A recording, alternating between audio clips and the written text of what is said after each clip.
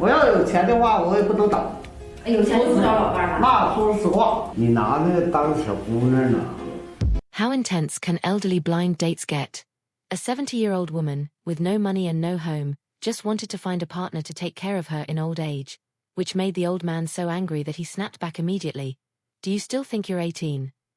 Today's participant is Madame Zhao, 70 years old. She also has quite a fiery temper. As soon as she arrived, she went straight to the point.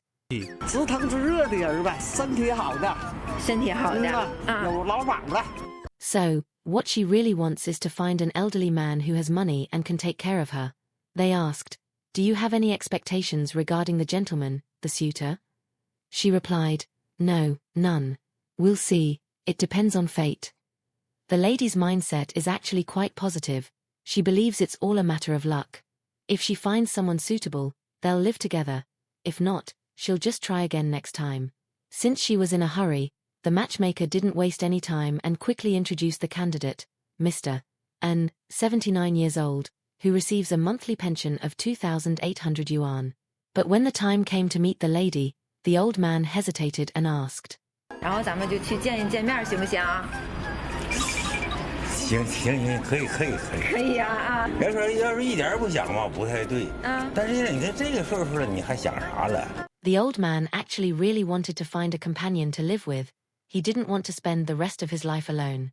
But at the same time, he knew he was already old, with fragile health, so he didn't have much hope of truly finding someone. They had barely met for the first time. The first impression between them was actually good. The old man thought she was pretty, kind, and well-dressed. After they sat down, he started introducing himself. My pension is a little over 2,000 yuan per month.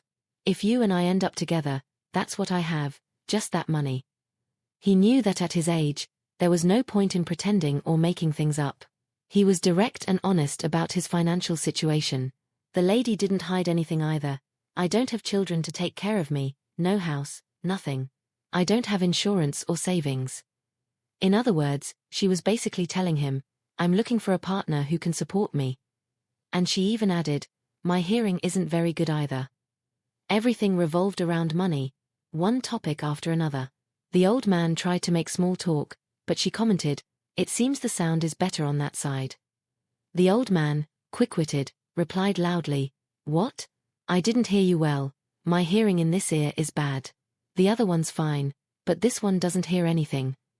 No one could tell if it was a coincidence or strategy, but he didn't seem to care. No problem, my voice is loud anyway.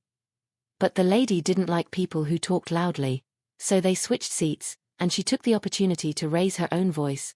I can't help it either. I'm from the countryside, no land, no house, I'm alone. You said you didn't hear me well, so I'll repeat. I have no house, no land, no insurance, no savings. I want to find a man who can support me. Are you willing? Think carefully, do you think we'd be a good match? The old man was speechless. You're moving a bit too fast. But then he thought, with my pension, I can support both of us. She can live with me, help around the house, and that's that, it's like hiring a caretaker. But hold on, they'd only been talking for a few minutes, and he was already ready to take her home. Even to hire a caretaker, you don't rush that much. And what about his house? Oh, my kids don't mind.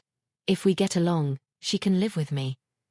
A 70-year-old woman with no house or savings, wanting a younger, wealthy man to take care of her. Maybe she was dreaming a little too big, right? And the old man, on the other hand, showed a surprising level of awareness. My pension? I'll hand it all over to you. From now on, you manage the money.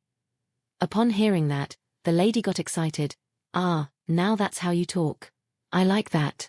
I'm satisfied. Maybe because of their age, both saw things more practically.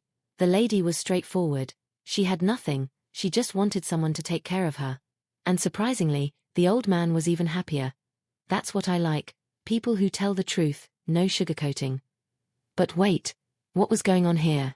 Did the old man have extra money and just want someone to spend it with? If that's the case, joked the narrator, you don't even need her, I'll handle that money for you. I love helping people. The old man smiled, I'll think about it. Then added, actually, maybe I shouldn't think too much. And the lady? Well, She was the one who wanted a man to take care of her, and when she finally found one willing to hand over even his finances, she changed her mind. If the gentleman were 10 years younger, I'd say yes right away, she said. But let's be honest, she herself admitted she had no house, no money, nothing. Would a rich old man accept that? Unlikely. In the end, she stood up, shook her head, and left.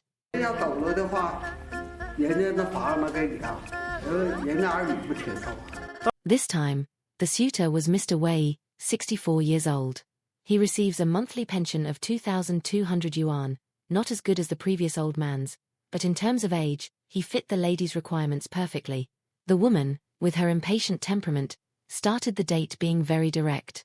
I have no money, no house, nothing. I'm alone. If you want me, I'll go with you. If you don't, that's fine too. She truly embodied what it means to ask for help with authority. But how does someone manage to speak like that with such confidence? The old man tried to stay calm, but the woman began to complain. I'm looking for a partner, and you're still calling me young lady? I'm old already. She had nothing, yet still thought his income was too low. The old man got irritated. Why don't you ask your children for help then? But the woman wanted someone to support her. If I'm going to stay broke anyway, what's the point of having a partner? The scene quickly turned surreal. They had barely sat down, and she was already throwing down a challenge. I may not be able to work anymore, but if it's a fight you want, you won't beat me. I don't care if I'm older, if you get on my nerves, you'll see what happens. The old man got scared and tried to change the subject. You don't even look your age, you're doing fine. But he too, being in his 60s, wanted to follow the trend, dreaming of a quick marriage. Just so you know, she said, I have nothing, no money, no house. Even so, when she learned that he received just over 2,000 yuan, she frowned. Only 2,000 a month. That's nothing. The interviewer asked, so you think that's too little? Of course it is, she replied. It's way too little. What if I get sick? The old man lost his patience. You have nothing, you'll eat my food, live in my house, and still complain about my salary. The argument escalated. Forget it then, I don't want this anymore. It's over. Goodbye. The woman said she was leaving but didn't move from her chair. The old man pressed on. Didn't you say it's too little? Then ask your kids for money. I can't leave, she replied. Then I won't look for anyone else either. I don't have money, but at least I'm not begging. The woman shot back firmly. If I had money, I wouldn't be looking for anyone. She wanted a man to pay for everything, food, housing, and expenses. And she said it all with impressive confidence. But why would anyone be obligated to support her? And besides, everything she said revolved around money.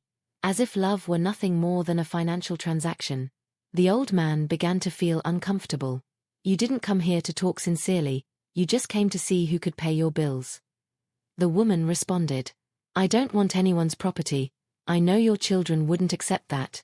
I just want your pension. If you have a house and insurance, that's enough for me. Still, she thought the amount was too small. Just over 2,000 yuan isn't enough for two people to live on. The old man thought it was absurd. She wanted him to cover everything and still treated him badly. The conversation soured, and the matchmaker tried to ease the tension, unsuccessfully. They asked, if you two did get married, how would you live together? Each one with their own money, he replied. Even if he didn't fully believe that himself, it was clear.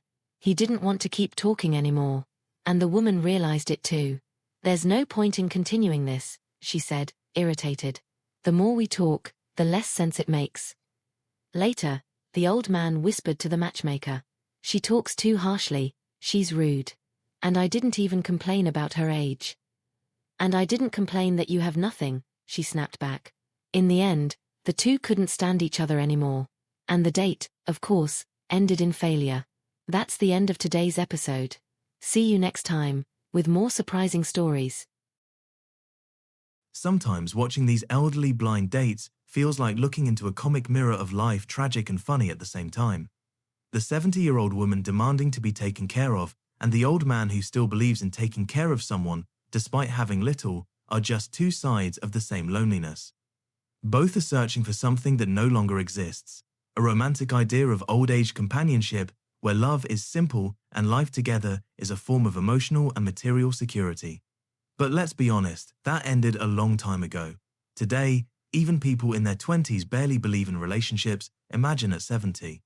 The woman wants a man to support her. The man wants a woman to care for him. Neither wants to share, only to receive. It's a competition of need disguised as a search for companionship. Deep down, they're not looking for love, they're looking for proof that they still matter. But that's the real issue. If you still need to prove your worth at this stage in life, you probably haven't learned much from it. And here comes the part that may sound cruel, but it's simply realistic. If you've reached this point in life and are still measuring people by money, looks, or convenience, maybe it's time to stop searching. Accepting loneliness, no matter how bitter it feels, might be the most dignified way to grow old, because there's a difference between being alone and living desperately just to not look alone. Madame Zhao says she wants someone to take care of her, but deep down, she only wants to avoid the fear of dying forgotten. Mr. Wei says he wants someone to share time with, but what he really seeks is a sense of purpose he already lost. Their meeting feels less like a chance to start over and more like a survival negotiation. And the result? Two tired souls trying to squeeze from each other what life has already taken away. Safety, youth, and meaning. But no one wants to admit that. So they turn their longing into requirements. I want someone with a house. I want someone healthy. I want someone who can support me. And just like that, love becomes a service contract between two retirees pretending there's still time left. There's something deeply human about all this, that fear of being alone. But there's also a cruel irony. The more afraid we are of loneliness, the closer it gets. And perhaps the real mistake is not accepting it. There's a strange peace in aging without needing to compete over who takes care of whom, who has more, or who gives less. When you understand that life doesn't owe you company, you stop trying to buy it. So yes, maybe it's better to accept the silence, the routine, the emptiness of your own room. Better that than living while begging for presents like someone begging for attention. After all, loneliness doesn't kill, self-deception does. And let's face it, if after 7 decades on this planet you still haven't learned to be okay with yourself, maybe the problem was never the lack of company, but the fear of facing who you are. That's why, in the end, dying alone might not be the worst fate. The worst is living poorly accompanied, believing love can still be bought with a pension or a promise of care. Because real love left a long time ago. What's left is just the sound of two tired voices trying to negotiate the price of loneliness. So, if you've made it this far, draw your own conclusions. But if you liked the video, leave a like, subscribe to the channel for more stories like this, and see you in the next video.